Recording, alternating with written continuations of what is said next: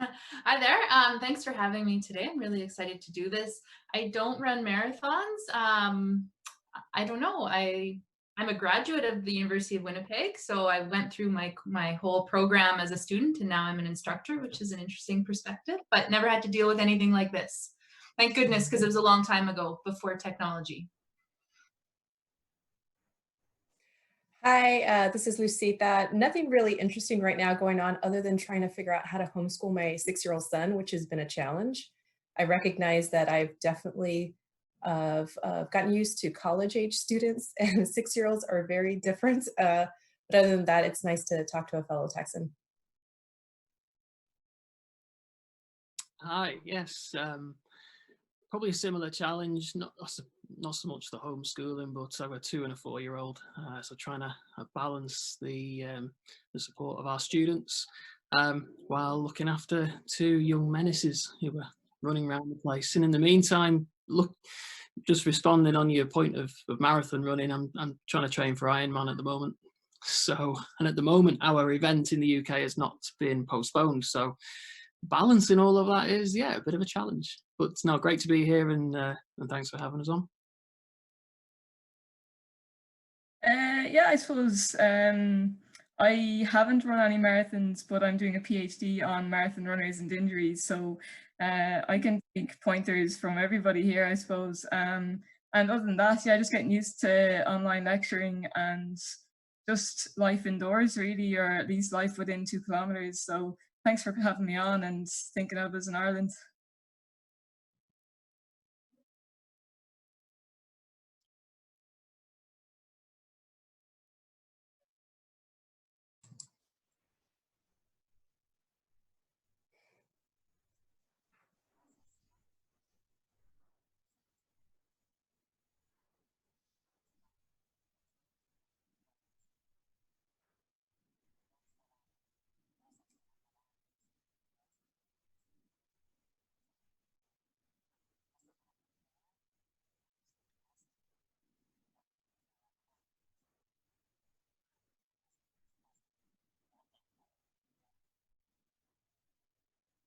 So I suppose the normal day-to-day running would be we have student-led clinics. So these are clinics that the students run and then they are supervised by professional athletic trainers. And I suppose people with genuine injuries come in and have their injuries assessed by the second, third, and fourth year students. And I suppose typically they run every day and the students get involved in those, but they've been halted. And as well as that, we run rehabilitation clinics, which would be specific rehabilitation time slots for injured athletes, injured staff members to come in and do some targeted rehab that they wouldn't otherwise have access to a gym facility. And then, of course, there are team placements as well. So the students going out with different teams, being pitch sides and just helping out in general in around the team performance aspect. So all of that, unfortunately, has come to a close for the past 4 weeks. So what we have done is we've tried to implement some assignments to encourage their clinical reasoning skills and encourage them to still look around the areas of traveling with teams and preparing for traveling and emergency action plans that they might otherwise not put too much thought into, but now we're really trying to drill into that so that they can see the importance of it. But yeah, it's difficult and challenging right now.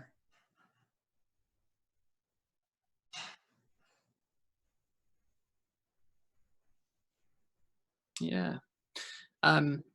Just, I suppose, on an awareness issue, you guys have a common terminology around athletic training. Our version is sport rehabilitation, which hopefully you are sort of familiar with as well.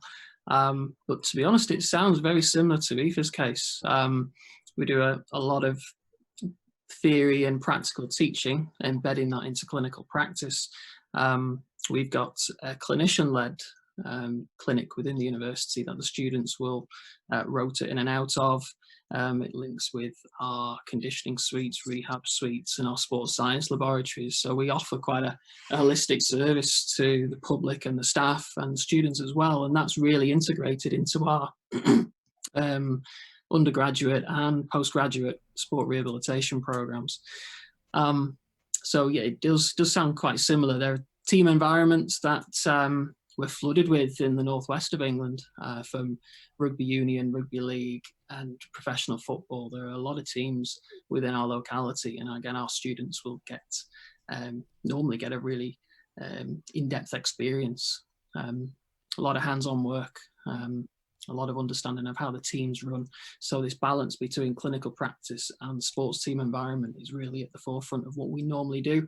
And of course, we're now on shutdown. So teams have stopped, leagues have stopped, everything's kind of come to that halt. And yeah, we're at that reorganization stage of how we get through this. So very similar. All right, Valerie? Yeah, I'd say we're similar in a lot of ways. Our athletic therapy students, they take different practicum courses throughout the year. We're fortunate because the larger group of them in the 3 different courses were actually finishing in April anyways. So they really didn't miss out on any practical experiences. Their hours were pretty much complete. Their assignments were pretty much done when this all happened. We just have our one group of practicum 3 students who are on the verge of graduating. We're just waiting for them to be able to write a practical exam in order to then graduate and qualify for our national exam. So they're the only group that's a little bit held up, but we do have students who started in January with their practicum courses. So they were all at different stages. A lot of them are waiting for our spring and summer sports to get going. So that'll be just on hold for a while. And whenever things resume, we'll just have to see what we can find. And they're the priority to get them done. And then we'll see what we can do, hopefully for the fall term, and get those students moving through. And hopefully things resume as normal with our normal clinics that they would attend, both the university clinic and then also external clinics in the community, and then sports both on campus and in external placements as well. All right, and then so typical Texas Southern hospitality. Lucita, you'll go last there, allowing everybody else to go first. So. Well, thanks. I think very similar to what everybody else has mentioned. You know, at UVA, the University of Virginia, our professional athletic training program is a 2-year master's program. So it's highly condensed and it's year round. And so like everybody's mentioned, they would have the didactic component with classes. They would have the clinical components, which are on grounds or on campus, but also off grounds with, you know, local high schools, clinics, et cetera. So, you know, the didactics have been able to pivot pretty effectively onto an online format. Much like everybody else has mentioned, it's really the clinical placements that's really have to change. And I think one of the things that we were also having to think through a lot is that many of our preceptors or clinicians are having to think through, like, what does care look like for them now first, in figuring out how to provide patient care now via telemedicine, for example, before our students can even get engaged with that. And so there's just a lot of formulations behind the scenes, just trying to figure out what's happening. And so our students are really kind of feeling like a loss of not having those clinical placements right now, not having the opportunity to connect with fellow patients or athletes. But we're trying our best to trying to find a way to give them a sense of normalcy. And like Valerie mentioned, I think that the other big thing is our practical assessments, which were going to occur at the end of the semester. We're just having to delay to future semesters when we can actually get them face to face. There are some things we can still assess practically, but I think there's still a component of the immediacy of physical face to face that I think our students really value, that we want to make sure they still get. All right, so let's continue right there with that. What does that look like now? Are y'all actually just video calling, telemedicine with each of the athletes, or what does it look like right now for you? Lucita, you can go ahead and continue. Well, yeah, so I don't actually have a clinical practice as a clinical education coordinator. That's just the way we set this up at University of Virginia. My primary job is teaching and clinical coordination. So I can't speak from a personal level what my practice would look like. I can tell you what our clinicians are working through, and it depends on the setting and the resources that they have. So say for University of Virginia sports medicine, they're having to figure out which is their online platform that they prefer for telemedicine. And there are some free ones that they had access to, like Doxy.me, et cetera. Zoom has a HIPAA compliant section. A lot of the laws in the United States have been loosened about HIPAA compliance, in part to allow people and providers to provide telemedicine support. But really they're trying to figure out, and a lot of it is about setting policy and procedures and standards and documentation. We're lucky in athletic training world, at least partially in a lot of settings, where we really don't have to bill for services. And that's usually the holdup in a lot of settings, is about the billing piece. And we really don't have that. So a lot of our preceptors and athletic trainers are just still continuing contact with the team. The sports psychologists are still doing the same, strength conditioning coaches, et cetera, through these individual conversation or team meetings via Zoom, those kinds of things. But I think right now they're also just trying to give them some space to kind of process and not overly, we want to give them some normalcy of getting them back to their routine, but also just being able to understand they're in a whole new world, basically. All right. So Valerie, what does that look like for you now? Well, because most of our students had just been on the verge of finishing their placements, they're just sort of done right now because we're an undergraduate degree. The students who were in the middle of placements, it's just on hold for now. I think like our university clinic is shut down with the entire university. So that's not an option. Our external service providers in different clinics, they do have the option of the telehealth. I don't know how busy they are. I know that a lot of them are quite stressed about what will happen with their businesses. So I think adding in a student to the mix would not work at all. And because it's so different, it would be valuable, I think, for a student to just have sort of a small taste of what they're doing to continue their business. I think maybe after this is done, or if it continues longer and we get more comfortable with, this is how things are running for now, maybe we could incorporate some student education on this sort of option. But yeah, for now, everything is just on hold for our students. And I think the longer this goes on, we'll have to maybe reevaluate just some alternative options for the students who are currently registered in the course beyond just extending their term. But we can't sacrifice the hands-on experience at the same time. Yeah, that's one of the interesting parts, because athletic training is such a hands-on. I'm also a teacher in the high school, so I could learn to teach biology without ever having to do a hands-on skill. But there's no way I could learn to do athletic training without the hands-on skills. So, Adam, what has been the best part of transitioning to an online education for you? The best part?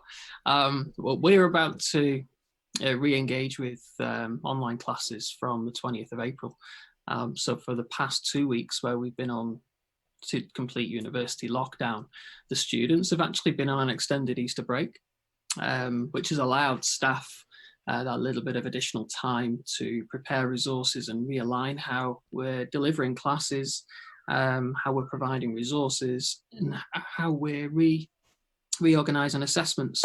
So other than personal tutor support and individual meetings or small group meetings, we've actually not engaged with our previous format of classes as yet. But in design, I think the best parts is actually learning to be quite time efficient with what we're providing, and really thinking about what are the priority areas of information that we need for the students that will support their practical learning when we can then get face-to-face with them again. And in that sense, it's really made us think about, or at least make these students focus on their knowledge, their understanding, and the utilization of literature and some real strong reading around their current knowledge levels, especially with that little bit of extra time that they've got when they're stuck indoors, or they can't have the same mobility as they had before. So we're really trying to guide them a little bit more. And if we were then to take the positives of this into our future structure when we are face-to-face teaching, is taking the best parts of what we can provide online, how we can be really directive with what we want them to read, even more so than what we would be doing before, and almost have that a little bit more of a progressive structure that supports the practical elements. So there's quite a lot we are taking from this. I think staff meetings online, efficiency of time. There's loads of beneficial effects of learning new technologies, which some of our staff team have got on board with really, really quickly. Some have taken a little bit more time, and I think that will hopefully make things more efficient in the future. All right, Effa, same thing. What do you think has been the benefit of moving in that direction? I suppose the first benefit would be the health and well-being of our students. I suppose Ireland as a country, our healthcare system wouldn't be as strong as some other nations, and I suppose we're really working towards flattening the curve. So we're coming into our 5th week now of online learning. So we found out on a Thursday that campus is closed, everything is to be provided for online, and by that Monday then everything was online. So it was a massive crash course in our technological skill developments. Like, it was a real shock to the system in trying to figure out how do you, I suppose, cater for every student, every type of learner, whether it's visual, auditory, individual or team-based, and trying to figure out how we can still meet our learning outcomes and, I suppose, provide for the students. And ultimately, I think it's been great for us. We've really developed, we've kind of, I suppose, figured out ways of improving learning and teaching as well. And I suppose interaction, making it more interactive, or at least trying to use different tools. Given the generation that we're teaching, they're very technologically advanced, very dependent on screen time. And I suppose we're kind of feeding into that now. And I've found personally that the engagement has been great, and they really appreciate, the different types of online tools and resources that they can use. So yeah, it's been, I suppose, a baptism of fire, but I think it'll benefit us ultimately because the students are enjoying it, and so far they seem to be managing everything okay. All right, so I know, Valerie, you've already said that y'all are putting off all the hands-on skills. Luzita, what are y'all doing as a clinical educator for those hands-on skills? Well, so we've started doing some simulations via their clinical courses. So because they were taken out of the clinicals early, we've been using a thing called the clinical reasoning theater, where we have students create cases, act as actors, others are the clinicians, and they do a telemedicine visit with each other. The authenticity, is not super high because it's someone they know, but at least gets them a chance, like I think Effa said, is thinking about their clinical reasoning skills, coming up with a good differential diagnosis. And then the physical exam is really what's been interesting, right? We get to it, and really we really try to emphasize with our students, most of what you are going to do in a physical exam really has to be guided by a really great history, a good diff, and then you do what you need to do to rule in and rule out. So when we get to that, they're having to think through, like, how can we use a telemedicine visit to do a manual muscle test? Is that even possible? What do special tests look like? How do we do range of motion assessment? Although it's not a perfect format, I think they can still come up with a good working diagnosis and a good next step for how they would treat that patient. And so we're just trying to get them thinking, problem solving that way. And then I know in certain classes, some of our faculty are still doing assessments that can be done virtually. So that might mean they're bringing in a friend or whoever they're living in that space is going to be their patient or their model. And then they're demonstrating a goniometric assessment or a special test of some sort on that person and video recording it and uploading it someplace. Which is nice because it allows them to go back and watch themselves, which they don't get to do in real time sometimes when you're not video recording in an exam.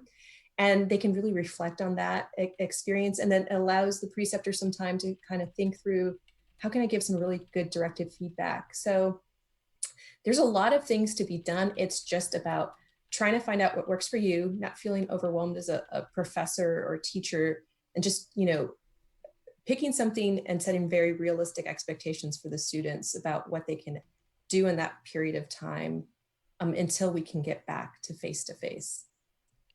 Okay. Anyone else on either the first question, which was what has been the best part, or what are you doing to encourage those hands-on clinical skills during this? I think I would just say, kind of echo what Luzita said about just some of the I guess some of the other skills that can be demonstrated. I teach some other courses as well, and we just had this online taping exam, which was kind of unique and interesting, but had to be done. So we used Zoom for everyone to log in so they could be monitored, and then they each individually recorded themselves taping and doing an assessment, and then uploaded it to our learning management platform. It seemed to work fairly well. I mean, it's different when you're teaching the skill for the first time. I think that would be more difficult. This was just the examination part, but yeah, it's definitely, there are benefits to this, just learning how to use so many more tools and really being able to cater to so many different situations. Like now we would be able to, you know, cater to students who are abroad or in different provinces a lot easier.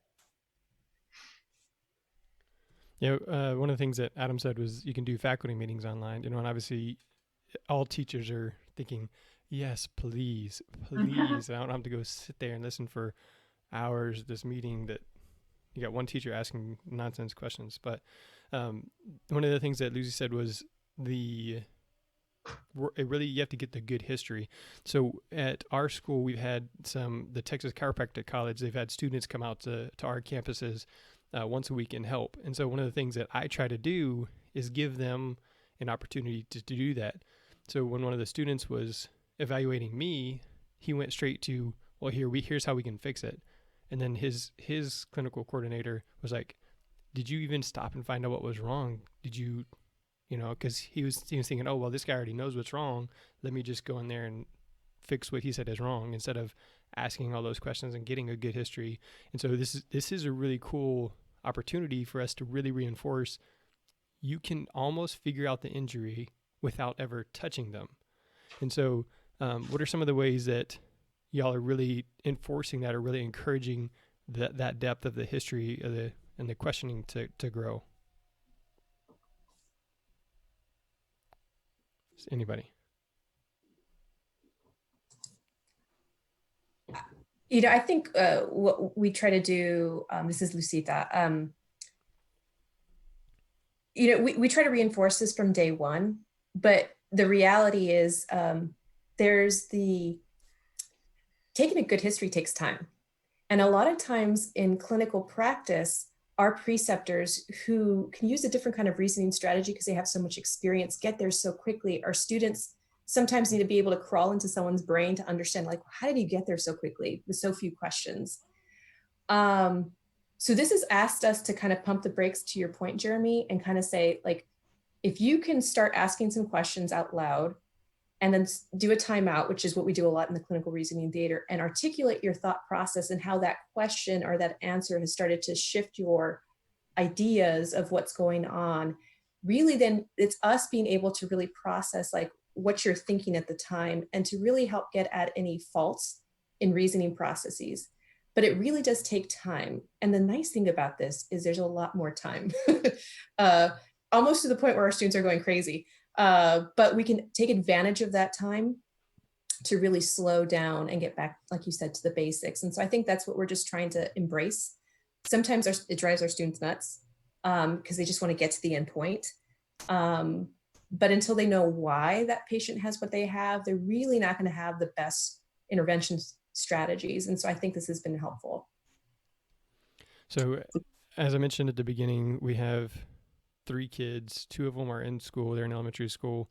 And sometimes we feel like there is a lot of assignments, a lot of online assignments for these kids. Like they're just kind of overwhelmed, right? Because they're stressed. They're at home. They're not in their normal routine. They're having to learn to check Google Classroom every day. The teachers are having to learn to put the schedule in there. And you got 4 teachers communicating via different, whether it's Remind or text or email or phone call or Class Dojo or whatever app it is. So what Effa has been one of the chief concerns expressed by your students? I suppose one of the main concerns is their prospective placements. And this is especially, I suppose, relevant for our third year students about to go into final year. So they would do an immersive placement in the first semester of their final year. And this is typically in the States, in Australia, in the UK, and right now, I suppose, and rightly so, they have some stress with that, and it's kind of just the uncertainty of it. So we're kind of trying to keep things as normal, try to prepare them, and continue the process as advised by the university and the government. But other than that, their only concerns are what might happen in the end of term exam. So it goes from a practical exam to a written exam, or how their clinical hours are going to be met next semester. And we've kind of resolved this by, we kind of have 0 credit modules next year. So they'll build up their hours, or there'll be a lot of times to build up their hours here. But their main concern has been typically with the placements next year, trying to figure out what they're going to do if, you know, the English clubs don't start up for the rest of the season, or they delay next season again. So ultimately, they're concerned about visas and travel more than anything else. Interesting. Adam, what do you think has been your students' biggest concern? Mainly from our lower year groups, mainly from what we would call our level 4 and level 5 students. Our final year, our level 6 students, have, to be honest, taken this in their stride. They've finished most of their practical work, their clinical placement work. They're just finalizing their dissertation projects and basically bringing all their placement information ready for a Viva, which now obviously just takes place online as opposed to face-to-face. So not a lot has changed from their perspective in terms of the format of things. The time frame has kind of brought up some worries with people trying to juggle time. That's been the main point from our final year students. But I think the key things from the lower year groups have been them understanding the change in assessments from something that was practical and Viva based now is purely Viva based, and their questions around, well, is this still fair? And those who are sort of have the thoughts of being better hands-on, are they still going to be able to be marked on their hands-on skills? So where appropriate, this has been allowed to happen in our universities, that we've had flexibility of learning outcomes, and where it feeds into a level above, then we can still embed a particular learning outcome somewhere else, as long as it's not compromising overall program outcomes. So it still gives the opportunity for those students to still show their competencies and still score with their prowess, I suppose, with how good they are hands-on. I think it's probably put a few deers in headlights, really, when students have realised they've got to purely then focus on Viva-based information justifications, and I think some of them get a little bit anxious about having to purely be assessed on that part without the hands-on practical bit. So those have been the chief concerns. But I think in the long run, and it ties into the previous question as well about the whole change in formats, really is actually benefiting their communication. So with this telehealth or online version, they've really got to improve their vocabulary and basically look at how they're interacting with the person on the other side of a screen. It's much easier for them to interact face to face because of body language and how relaxed they can be within that same setting as a person. So I think this is, first off, quite a big challenge for the less experienced students, but two, I think it'll help them grow quite a lot as well, even if they are progressing towards, if nothing changes, we're in a telehealth world, but if, as and when things revert back to normal, if their communication skills are heightened and they're utilising a lot more resources to engage with patients, then I think they'll pick up a lot more from their subjective history taking, and therefore their thought process, again, should be a little more robust. Very interesting. The communication skills having to change, because, you know, you do, like, normally I can give somebody a high five or kind of just put my hand on their leg. Okay, well, tell me what you got going on here, you know, and so there's that little bit of connection. But here, just, you really have to make sure you're clear, make sure that you ask good questions, ask the same question multiple ways, because, you know, you can't just say, okay, does it hurt right here? Yeah, it hurts my leg. Well, but does it hurt where we're talking about? And so it's very interesting, because I haven't done any sort of telehealth up to this point with my students. So I'm still going to have to learn as well. So Valerie, what have your students over there in Canada expressed as their biggest concern? I would say it's very similar to the others, with just concerns about placements. The ones who were scheduled to start this spring and summer, they've been pretty good about, I assume they understand the situation, why they can't start. They haven't really been emailing me or panicking too much. I'd say for specifically for our Practicum 3 students, the ones that are sort of on the verge of graduating and then writing our national exam, they're very anxious about the situation, even though, we tell them all athletic therapy students in Canada are in the same position. It's still, that doesn't matter. It's them in this moment. Some of them are on their second degree already. They're from out of province. They've sacrificed a lot to do this, so naturally they're just really unsure and anxious about what's going to happen. Some of them have jobs lined up in the field, which probably won't happen, or they'll be delayed anyways because everything is shut down. But just, I think, a lot of disappointment as well because they were so close to finishing. I just want to add too, though, that I think some of the concerns aren't necessarily expressed by students, but I can tell that there are these concerns. Some of them just are not as tech savvy as we think they are. They're great at using social media. And when it comes to educational platforms and troubleshooting and uploading videos a certain way, uh, they're not always at the level that I assume they're at. So I think those are some concerns. Some of them also have internet issues, like students who live out of the big cities. They just don't have the same connection capabilities, which makes it a challenge. And I've noticed this in my other courses more so than with our practicum courses. So I think, yeah, that's just another added layer to this, where we have to sort of tailor certain things to individual needs to make sure that we can really get them the information that we're delivering. That's interesting because there was a high school kid that he was typing in something in the computer, and he went over and he hit caps lock and then hit then the letter and then uncaps lock. I'm like, dude, you don't know that you can just hit shift to capitalize one letter, hold it down. And, it really is, yes, they know how to use TikTok or whatever video messaging app they use, but they don't know how to use a computer well because they couldn't use their cell phone well. That is really an interesting topic there. So, Lucita, is there anything else you wanted to add about the biggest concerns from the students? Yeah, I think to a lot of people's point, I think our students are just questioning whether or not they're going to be ready for the profession. Like they feel that this opportunities have been taken away, and that's starting to affect their confidence. And I'm seeing this more in our first year students who are going to transition to their immersive over the summer. About really questioning, like, am I going to be ready? Am I going to get enough time? Am I going to get enough hours in?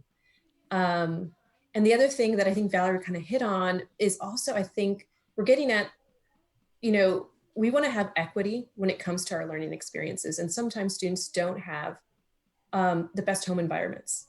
Sometimes students don't have access to really good quality internet.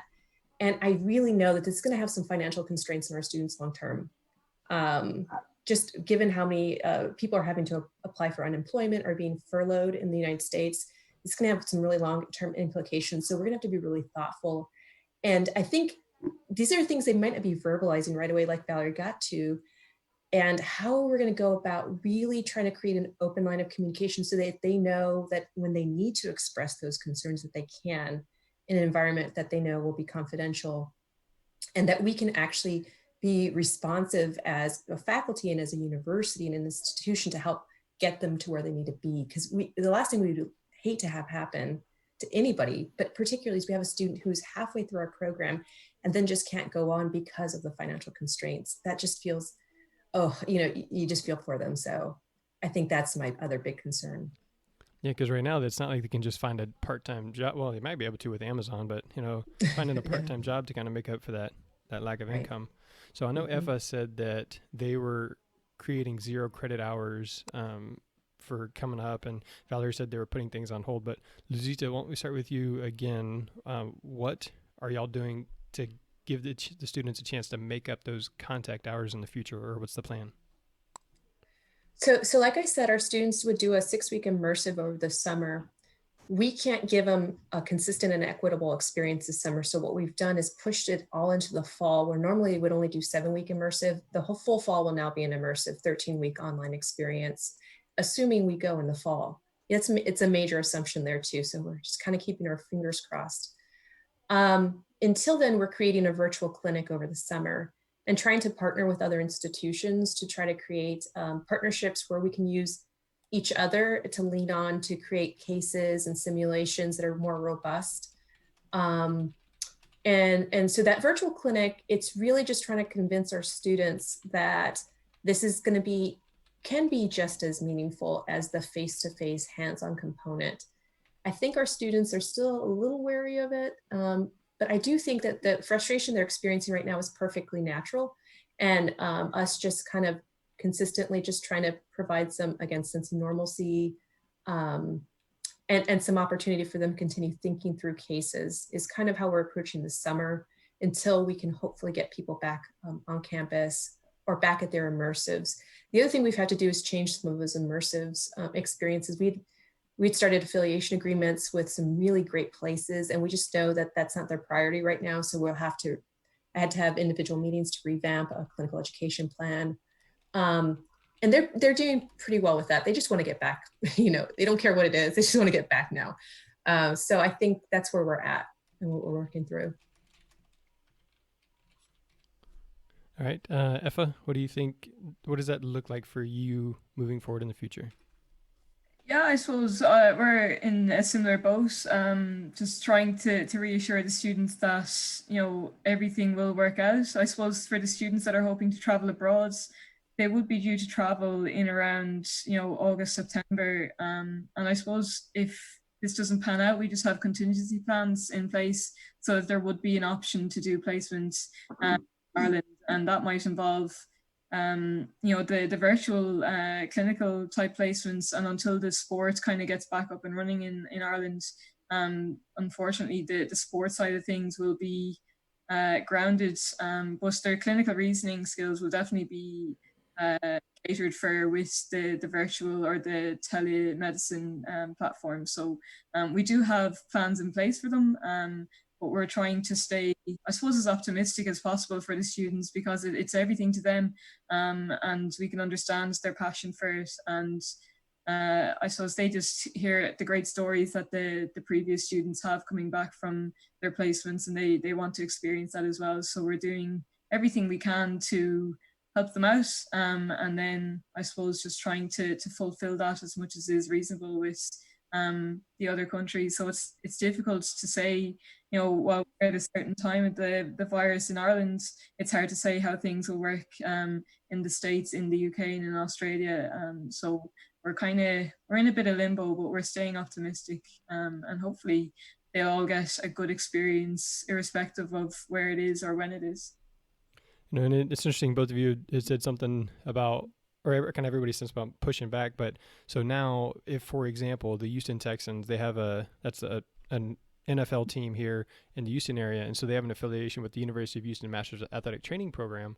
And if they send one kid or two kids every, semester, but now are they going to have the backed up kids? So now they're going to have to do 4 kids, or is there going to be just less opportunity because those programs can only accept so many people? And so it's going to be an interesting situation as well, just to see what that looks like going forward. All right, Adam, when we'll start with you and work our way around. What is your national organization doing to accommodate the certification exams? So are they extending the deadlines? Are they decreasing the requirements? Things like that. Our organisation is the British Association of Sport Rehabilitators, and they've been fantastic in supporting our institutions. They've had really good, clear information around what how their expectations have been adjusted.